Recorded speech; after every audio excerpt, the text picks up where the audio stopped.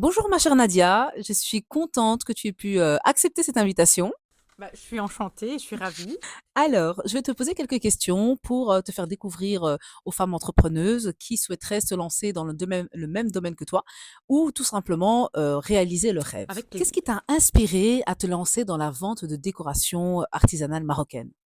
Alors, à la base, j'ai jamais vraiment voulu vendre des produits artisanaux. Je me suis intéressée plutôt à ma culture. Arrivée à mes 40 ans et ayant trois enfants, je me suis posé des questions sur moi-même et je commençais à réfléchir qu'est-ce que je vais pouvoir transmettre à mes enfants. Et on était en pleine rénovation. Donc voilà, et j'ai dit à mon mari, chez moi, je veux des touches de chez nous.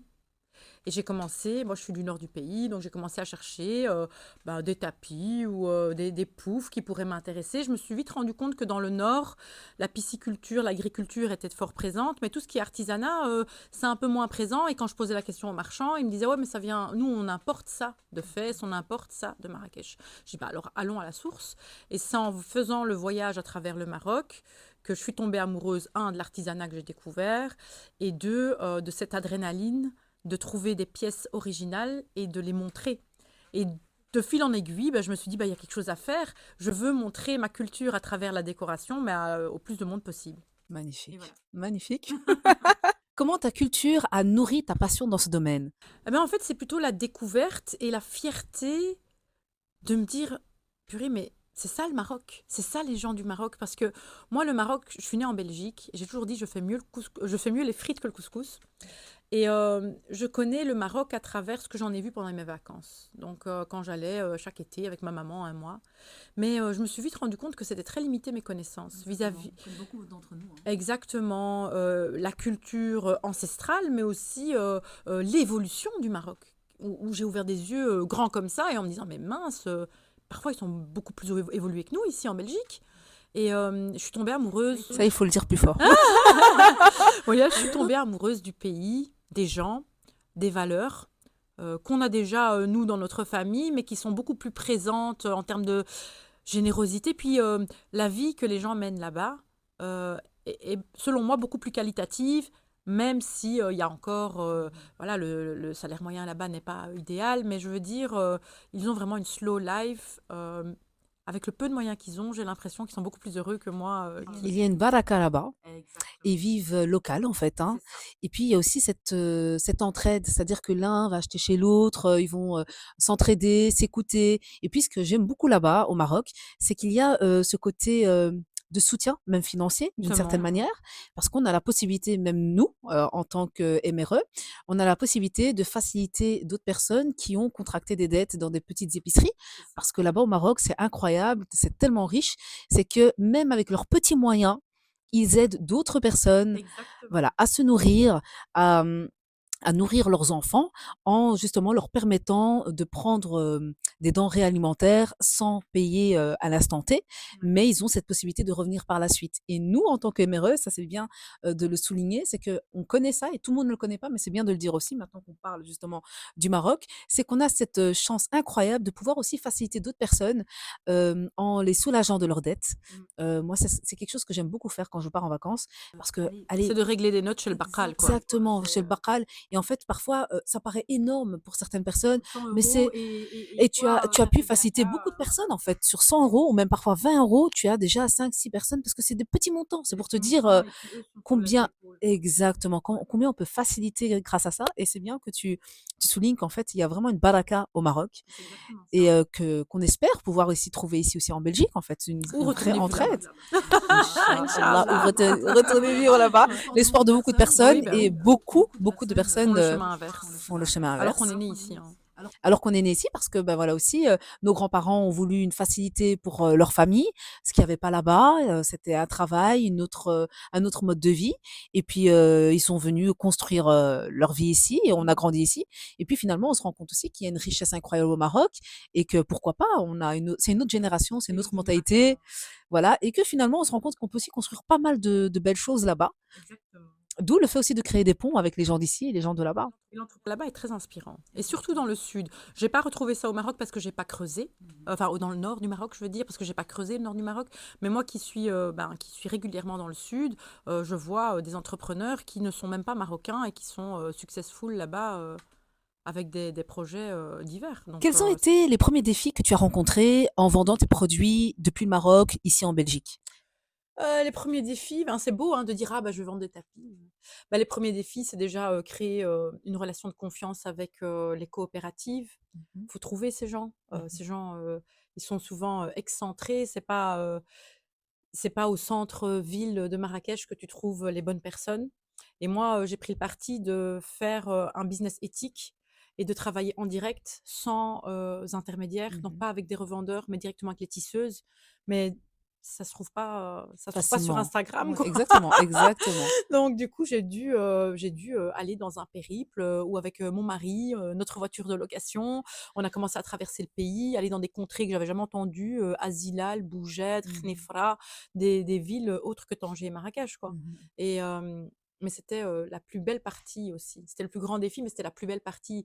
Parce on s'est retrouvés avec des gens qui habitaient, Brerek, hein, des baraques, et qui nous invitaient à dormir et qui nous demandaient de manger avec eux. Mmh. Donc c'est là quand je dis, Il y a cette hospitalité, hein. l'authenticité, Exactement, l'hospitalité et le cœur sur la main de personnes qui n'ont rien, mais qui te donnent. Donc moi, exactement. j'ai mangé du couscous par terre avec des enfants, voilà, je voyais que les gens étaient dans le besoin. Après nous, à notre niveau, on essaie de faire le maximum pour les aider et Mmh. surtout avoir une éthique en termes de rétribution, salariale et de payer, nos fournitures, à un bon salaire et pas au salaire des revendeurs parce que là, eux, ils prennent aussi leur commission. Bien sûr et puis l'avantage qu'il y a, c'est que justement, tu permets aussi à des familles, bah, de se nourrir. Voilà, tu Exactement, travailles directement avec eux, sans exactement, intermédiaire c'est ça. et ce qui te permet aussi d'avoir aussi un contrôle sur ce que tu fais.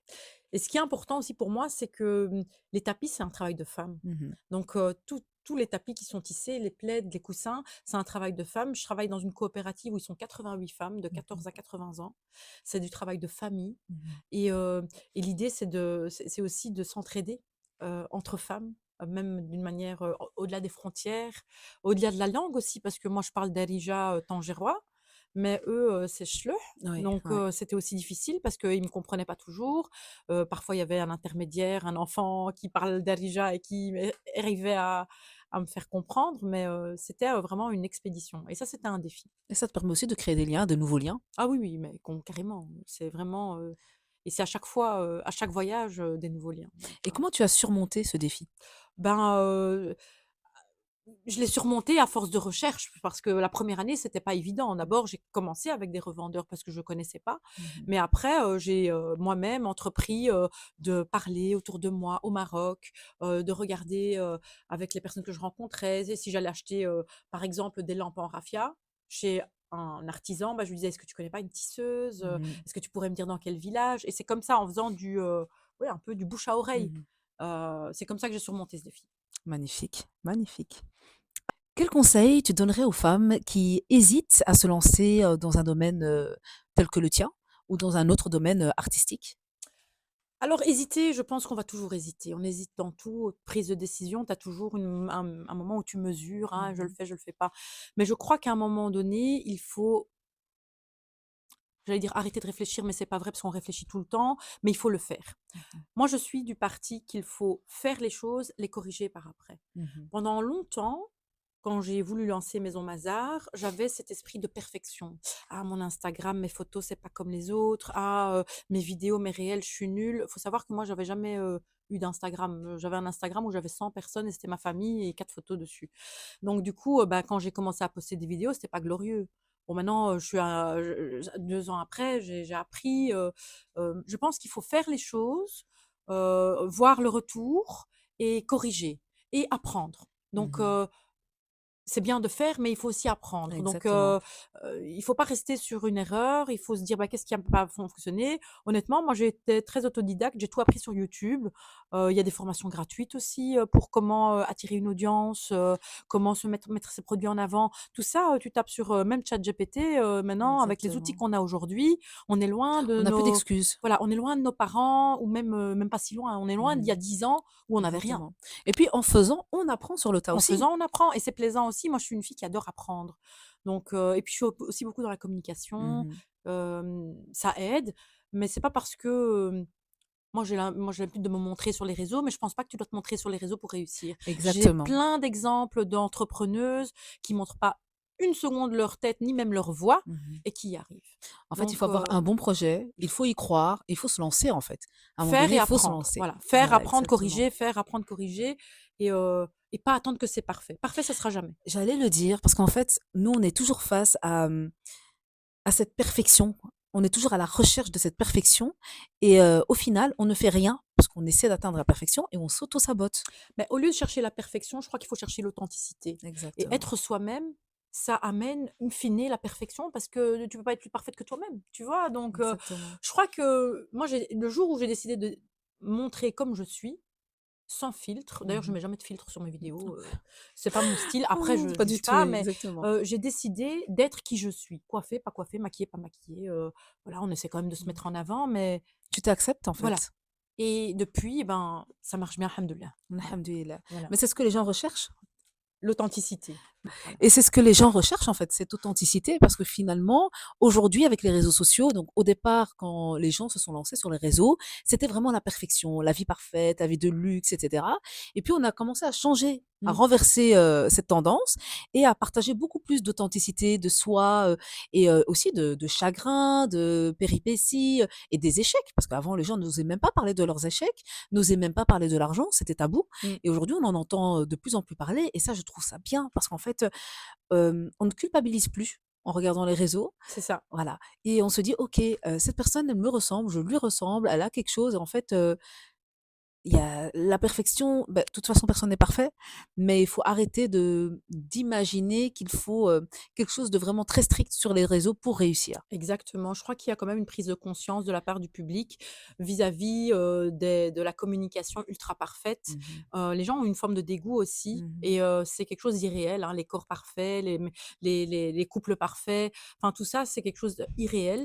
C'est clairement ce qui m'a décomplexé, hein. Voilà, et c'est que ouais, c'est exactement ça. À un moment Il y donné. a jamais du parfait, mais Mhm. il y a, l'authentique et je Mhm. pense que les gens se tournent de plus en plus et vers, la communication authentique, mais aussi vers une consommation, authentique Oui. et donc voilà, On prend de plus en plus conscience de d'où des achats parvient, voilà, réfléchis et cetera. exactement. Comment as-tu réussi à allier ton identité culturelle à la demande, locale ici en Belgique? OK. C'est très marrant parce que je me suis toujours dit quand j'ai commencé: «Tiens, je vais vendre des tapis marocains.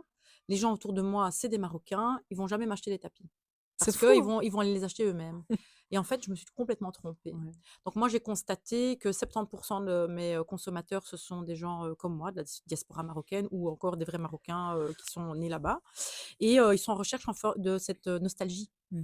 De soit, une odeur de leur enfance, soit un tapis qui leur rappelle leur pays, soit une lampe qui les ramène à leurs origines et voilà donc déjà de base, j'ai une grosse, communauté marocaine qui me suit et qui est consommatrice de mes produits et à côté de cela, j'ai les Belges de souche qui Mmh. sont intéressés par, acheter des pièces pas uniquement en série, mais des pièces qui racontent une histoire, peu importe le pays d'origine, Mmh. hein. Moi je s paradoxalement beaucoup des néerlandophones qui, sont en recherche, d'intérieur ethnique, d'authenticité dans leurs produits, qui ramènent, des masques du Guatemala, mais qui veulent un tapis un peu authentique et ils viennent vers moi. Donc voilà. Et tu vois que, là, je rebondis sur ce que tu disais, que finalement, tu as aussi un grand public, marocain Bah oui.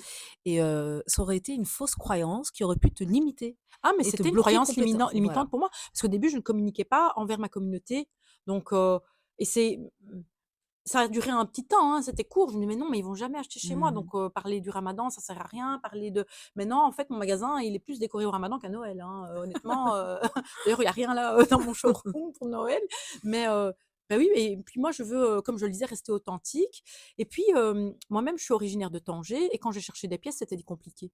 Donc après, il y a tous les gens du nord qui n'ont pas accès à tout cet artisanat Exactement et puis il y et a aussi des gens qui ne voyagent pas jusqu'au qui Maroc. qui voyagent au Maroc dans leur famille, mais qui vont pas prendre la Exactement, peine d'aller faire des découvertes à Marrakech ou à Fès c'est vrai. ou dans les Ni pays la de peine ou l'artisanat. alors la possibilité de le faire. Ouais, voilà, voilà. Donc Exactement. moi, avant, j'allais juste à Tanger ou à Tétouan, mais je j'ai jamais pris, l'initiative, oui, pendant 10 ans, j'ai voyagé qu'à Tétouan-Tanger, Mmh enfin, mh. j'ai pas vraiment été dans le sud, ça m'intéressait pas. Parce que bon, voilà, j'avais mes liens avec le nord. Donc Mmh. voilà. Quel est ton secret pour séduire une clientèle, diversifiée?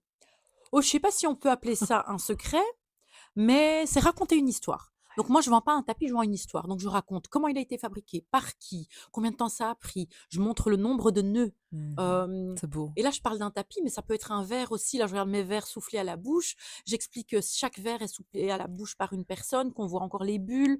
J'explique la forme du verre à thé, pourquoi on a des formes, incurvées. Voilà, moi je vends pas des produits, hein. C'est Je ce vends qui des touche le cœur, histoires. en fait, Ouais, les histoires. mais en fait, je suis passionnée par les produits. Mmh. Donc quand j'en parle, c'est avec beaucoup d'émotion et Mmh. ça, les gens, me le disent souvent, mais que tu prennes ou que tu prennes pas le produit, c'est pas grave. Mais Mmh. au moins je t'ai transmis et moi, j'étais en quête de transmission. D'abord vis-à-vis de mes enfants, mais maintenant, je veux que les gens savent que le Maroc, c'est une fierté. Mmh. Que le Maroc, c'est, il y a des trésors là-bas C'est et la au-delà de double culture, l'artisanat. c'est la double Voilà, c'est culture et il ça faut être fier de et sa culture. j'ai, cultivé une forme de fierté que je n'avais pas spécialement avant. Je m'en Mmh. foutais, j'étais jeune, voilà, j'ai fait ma vie, mais maintenant, moi, je suis tellement fière. Fière de notre équipe de football, fière de notre roi, fière de notre artisanat, de notre, art culinaire, la beauté aussi, là, je viens de développer une gamme de cosmétiques, c'est parce que j'ai une fierté sur les produits authentiques, comme l'huile d'argan, l'huile de figue de pépins de figue de Barbarie, enfin, voilà.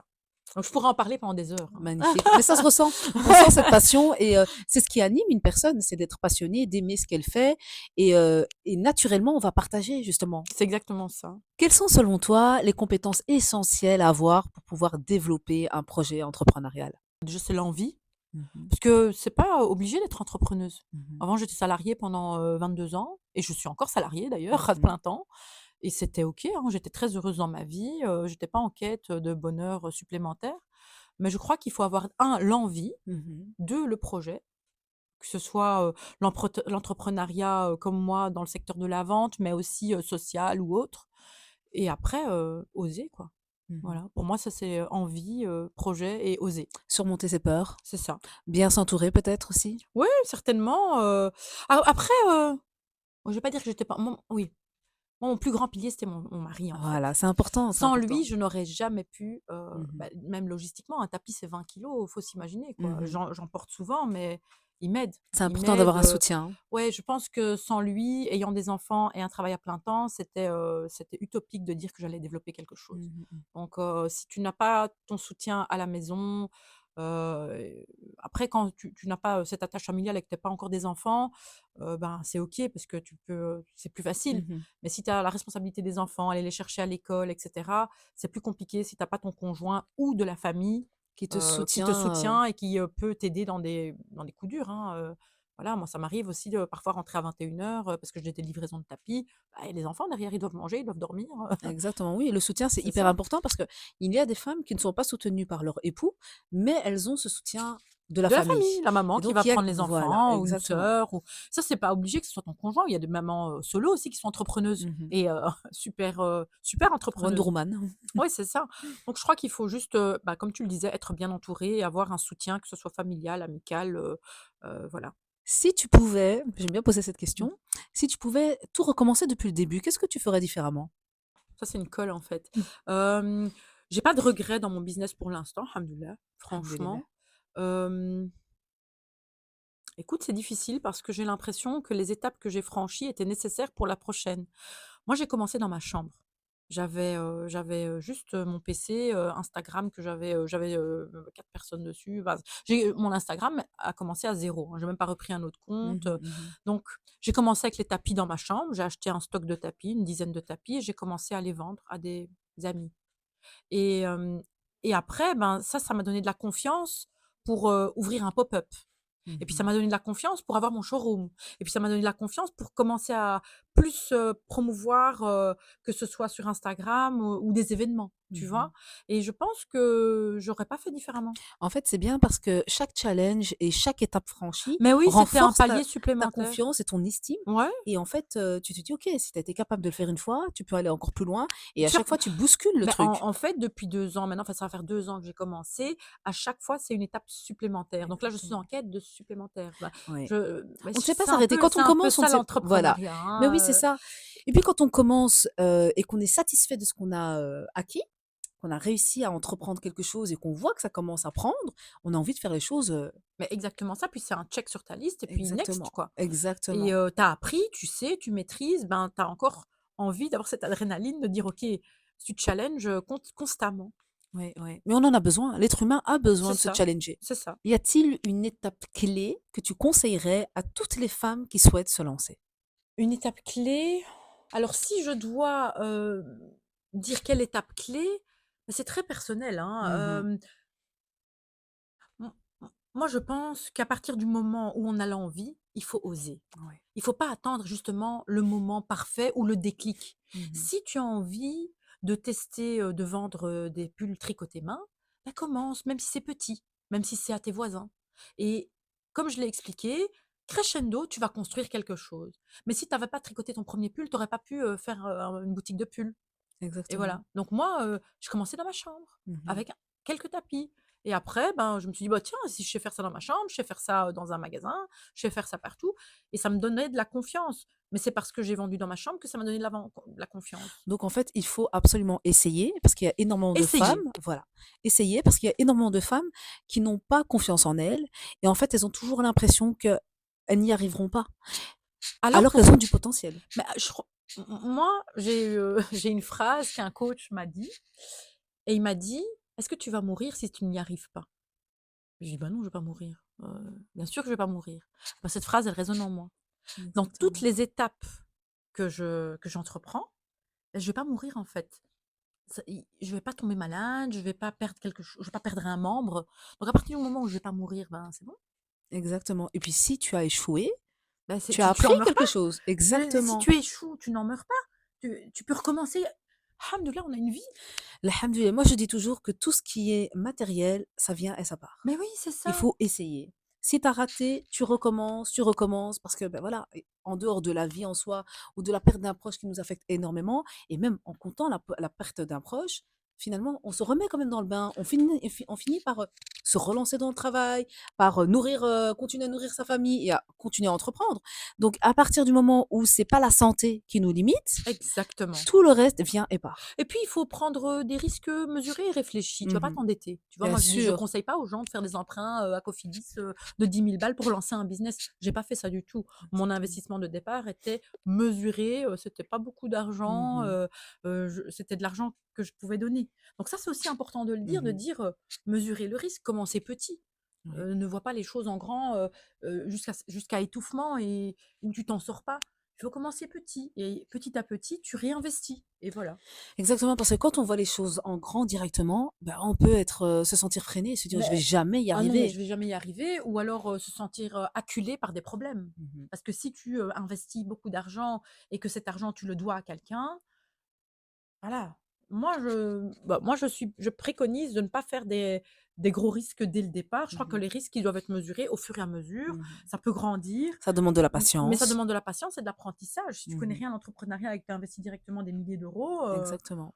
moi je Quand serais on connaît le rien, il est indispensable d'aller vers des professionnels. Ils sont là aussi pour guider et cetera et exactement. aujourd'hui, il y a beaucoup de structures gratuites qui permettent justement d'avoir ces informations. Bah, moi d'ailleurs, je me suis fait accompagner, ça je ne l'ai pas précisé, Mmh. mais quand j'ai commencé mon entrepreneuriat dans ma chambre, à un moment donné, j'ai senti mes limites.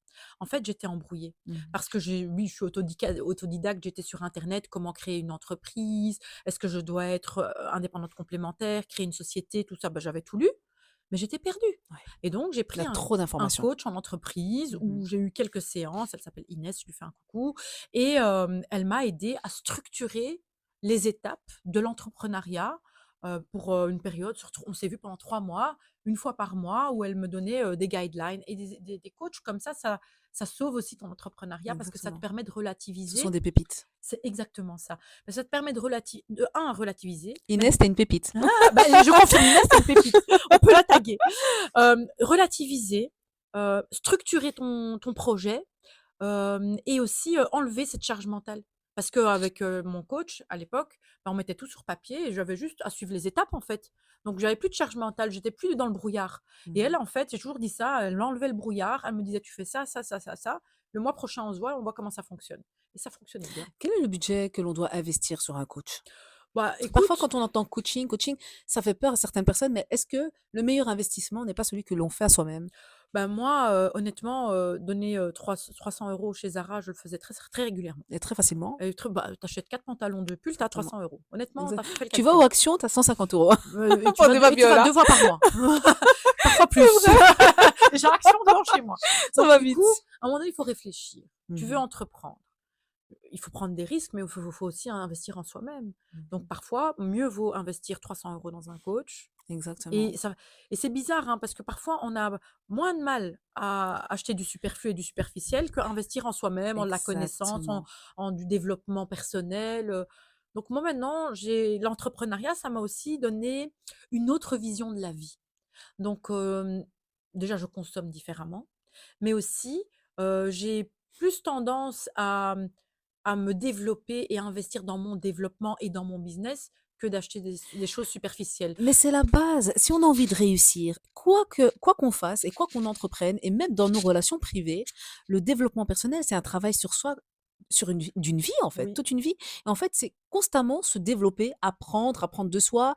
Comment est-ce que tu peux entreprendre quelque chose si tu ne sais pas ce que tu veux réellement? clairement. Comment est-ce que tu peux te lancer dans une relation si tu ne sais pas qui tu es? Ouais. Et on ne s'en rend pas compte parce que les gens, parfois aujourd'hui, il y a tellement de coachs en développement personnel, certes, mais je trouve que c'est nécessaire parce qu'aujourd'hui, les gens viennent en disant oui, encore le développement personnel. Mais qu'est-ce que c'est exactement? Nous, par exemple, dans notre religion, dans la Sunna, on a déjà ce développement Oui, personnel c'est déjà de bien dans le dormir, de bien Coran. manger, de bien se nourrir, Mmh. de prendre soin de soi, de prendre soin de son mental, de faire des activités sportives qui vont nous permettre de nous renforcer, de renforcer notre estime, Et notre confiance, d'affronter la vie d'affronter la vie, de renforcer son mindset. Et ouais, donc, en fait, on arrive déjà avec un bagage, même si on n'y connaît rien, on arrive déjà avec un bagage qui est celui de croire en soi. ouais, tout à fait. Voilà, croire en soi. Et ça, c'est hyper important parce que les gens, effectivement, ils ont cette peur de claquer leur argent pour eux, alors que c'est pour eux que ça va les aider. Et moi, j'ai appris une chose dans la vie, c'est que si tu n'as pas la possibilité de faire quelque chose de grand, investis d'abord sur toi, parce que c'est toi qui vas faire en sorte d'arriver à faire des choses, des grandes choses. Mais c'est exactement ça et puis c'est un retour sur un investissement, tu vois?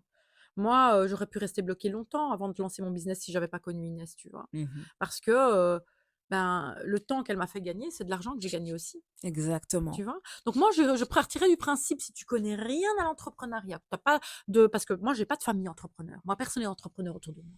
Donc j'avais pas la vision.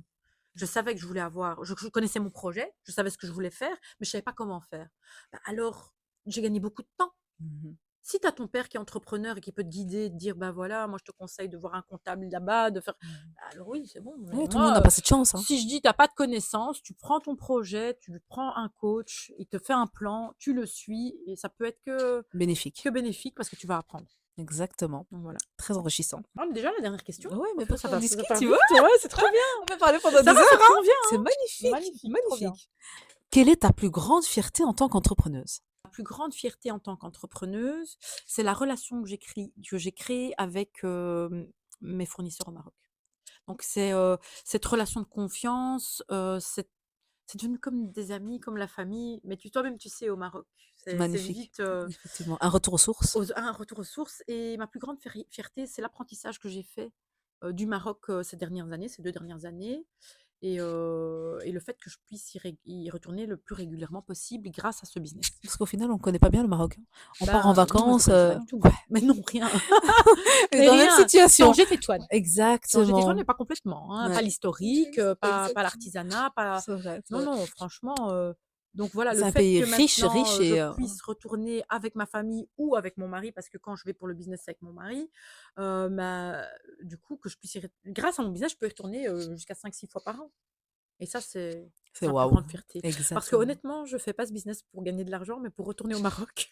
Oui, Inch'Allah. Et puis, ce Inch'Allah. qui est beau, c'est que tes enfants, ils découvrent le Ah pays, mais que, exactement, voilà, c'est exactement, un retour aux exactement. sources, aux origines, et puis, voilà, c'est aussi une possibilité pour eux de voyager un peu plus. Tout à fait et de découvrir en même temps que moi et Exactement. d'apprendre. C'est beau, et c'est transmis ensuite de génération en génération. Exactement, exactement. Il y a des choses à raconter sur le Maroc. Bah oui et c'est multi, oui, le Maroc, il y a plein d'aspects, il y a plein de facettes à Ouais, mais il y a découvrir. beaucoup, beaucoup de gens qui aiment le Maroc, et partout dans le monde, et beaucoup qui sont partis s'installer là-bas, même des étrangers en fait. Bah, Des... Marrakech est principalement rempli, Mhm. d'étrangers, hein. Quand tu vois tous les business qui sont ouverts là-bas, majoritairement, c'est francophone, des Français, des Anglais. Ils ont compris avant nous. Bah oui, oui. C'est fou, hein, mais Oui, ils ont c'est pour investi te leurs dire, sous en fait. là-bas et ils ont ouvert, bah, maintenant, des riads, des restos, des clubs de yoga, Il est encore en pleine expansion, ah, donc mais il il y y a a encore toujours moyen, oui. beaucoup de choses à faire au Maroc, Toujours, hein. Rzaq toujours. Mhandallah, Oui, comme on dit. c'est ça. Chacun a son pain et ça, c'est important de le préciser parce que, on ressent très, très souvent de la concurrence, déjà dans tous les domaines, mais aussi au sein des femmes et dans notre communauté aussi. Dans notre Oui. communauté, il y a pas mal de choses. Je sais pas si toi tu l'as déjà vécu, mais Bah, honnêtement, non. alhamdoulilah, moi non plus. Non, moi je l'ai déjà vécu, mais en fait c'était calme par rapport à ce que j'ai pu entendre, en fait. Voilà, moi j'ai déjà entendu des histoires, mais Mmh. vis-à-vis, des personnes qui font la même chose que moi, et il y en a, mais c'est très bienveillant. C'est bien, Honnêtement, ça c'est très commence à bienveillant, voilà, et puis, il y a du pain pour tout le monde. voilà, et Honnêtement, il faut partir de ce principe-là qu'il y a du pain pour tout le il y a du monde pain pour tout le et monde, que les quoi. gens, en fait, ils ne doivent pas voir en la femme une concurrente, mais une personne avec qui elle pourrait collaborer Mais c'est ça, et ça, c'est beau parce que si tu ouais, vois ça comme ça, bah, tu crées des ponts incroyables et tes projets peuvent clairement, aussi exploser. ouais, Parce que franchement, l'entraide, le fait de se tirer vers le haut ne peut que nous apporter, à un point, positif de notre vie. Comment ta réussite pourrait, inspirer d'autres femmes? je sais pas si on peut parler de réussite parce que je suis toujours pas là où, j'aimerais être, mais bon, voilà, on n'est jamais là où on veut être. Mais, comment ça pourrait inspirer? Ben, c'est de dire que moi, j'ai rien de plus qu'une autre, en fait, hein. J'ai, j'ai pas plus de connaissances ou, de formation ou d'entourage qu'une autre et au contraire. Honnêtement, moi, j'ai toujours été salariée, maman de 3 enfants, je travaille, à plein temps plus mon business. Si, je peux, inspirer d'autres femmes qui pensent être bloquées parce que justement elles sont dans le salariat et qu'elles ont des enfants, bah, je suis peut-être la preuve que c'est possible. Mmh, Après c'est pas facile, hein. c'est jamais facile. Mais dis-moi, qu'est-ce qui est facile? Mais en fait, on n'a rien sans Dis-moi, rien. on n'a rien sans rien. On Il n'a y a rien rien sans qui est rien. facile. Il y a rien qui est facile, mais si c'est encore plus dur si tu n'es pas passionné. Donc Mmh. moi, c'est comme je Passionné n'ai et patient. voilà, j'étais pas en quête de richesse. Moi, mon objectif, c'est pas de devenir millionnaire, Mmh. hein, je sais que je le serai pas, enfin, je pense pas le devenir avec, mes tapis, mais Ah, mon tu sais pas, objectif الرزق فين ben هو الخير ouais, فين هو en fait, hein? mais c'est pas l'objectif. Oui, oui. C'est pas l'objectif. Mon objectif, c'était une quête, tu vois, Mmh. de connaissances et de faire découvrir et Mmh. j'aime ça. Un retour Donc il sur faut savoir ce que tu investissement. aimes faire dans la vie. Mmh. Si ton si ton kiff, c'est de faire plaisir aux gens en donnant des massages, bah, forme-toi, commence dans ta famille, et ouvre ton petit business, fais du, domicile, après les heures de boulot, et voilà. Et il y a plein de filles qui font ça et qui ont beaucoup de succès et qui sont heureuses dans la vie. Donc je crois que Exactement et pour l'entrepreneuriat, je dirais, en dehors du fait de pour conclure, pour clôturer, cette, chouette interview, avec une vraie pépite, je dirais que, dans l'entrepreneuriat, il y a une chose très, très, importante, fondamentale, c'est qu'en dehors du fait de croire en soi, il y a le tawakkul aussi. Et en fait, ouais, ça va l'entrepreneuriat, c'est cool. vraiment un tawakkul. C'est-à-dire que tu sais pas où tu vas, tu sais pas ce que demain va être, mais en ayant confiance et en ayant la foi en Allah, C'est exactement ça. voilà, tu fais un pas chaque jour. Et c'est cette foi-là qui va renforcer ta confiance et te dire, en fait, tu en es capable. En fait, dans l'entrepreneuriat, tu entreprends et tu remets ça entre les mains de Dieu. C'est exactement ça. Et ce qu'il y a, c'est que quand tu es dans le tawakkul, c'est que tu sais que si une porte se ferme, c'est qu'il y a un bien derrière, parce que Dieu te préserve de quelque Mais ça, chose. c'est mon quotidien. Ça, c'est beau. Parce que, voilà, en 2 ans, tu as des échecs et tu as des succès. Mhm. Mais à chaque fois que j'ai eu un échec, subhanallah, j'ai ça m'a ouvert une meilleure porte, tu vois? Donc mon pop-up s'est fermé, j'ai trouvé mon showroom et Exactement. à chaque fois que Dieu m'a enlevé quelque chose, ben, je me suis dit: «C'est qu'il y a une bonne raison», tu Exactement. Le vois? chemin se dessine, Et en je fait. crois qu'il faut pas être déçu. Mhm. Faut pas être déçu si tu perds quelque chose, si ça fonctionne pas. Faut dire: «Ça va, c'est pas ça alors, c'est bon, on passe à autre chose et on verra» et on continue. Mais c'est ça le Il faut tawakkul. persévérer Exactement. et croire en Allah. Mais exactement, parce que si maintenant tu pars dans l'optique que la porte s'est fermée et qu'il y a un khel derrière, tu ne vas pas vivre dans la frustration, Non, dans l'angoisse, dans la peur, mais tu vas te dire, OK, je continue, il faut que je fasse les choses autrement. Qu'est-ce qui n'a pas fonctionné? Parce qu'il y a quelque chose de plus grand qui nous attend. exactement, Si on ne vit pas à travers le tawakkul, à chaque échec, tu vas finir en dépression, en fait. c'est clair et tu vas pas mourir en fait, c'est ça. Mais c'est ça. Donc voilà, Dieu est grand, si ça marche pas, bah, ben, ça, bah, fais différemment et puis, tu essayes et voilà et c'est juste qu'il faut vraiment se mettre dans la tête que c'est pas, gagner de l'argent l'objectif principal, c'est être heureux, Ouais. tu vois? Tu gagner des ça vient avec, hein, Mmh mh. l'argent rentre après, Mmh. et tant mieux. Mais, ici, c'est juste ça ta motivation, alors sois salarié, tu gagneras plus, je crois. Oui, c'est ça. Oui, c'est ça. Au vu de tous les frais qu'il y a Oui, à côté, on voilà, se rend pas compte, hein. franchement, quand tu es petit entrepreneur, c'est pas que tu gagnes blindé, hein, Mhm, mhm, mhm. j'ai pas encore, je vis pas encore de mon sinon je vivrais de cette passion, Ouais. tu vois?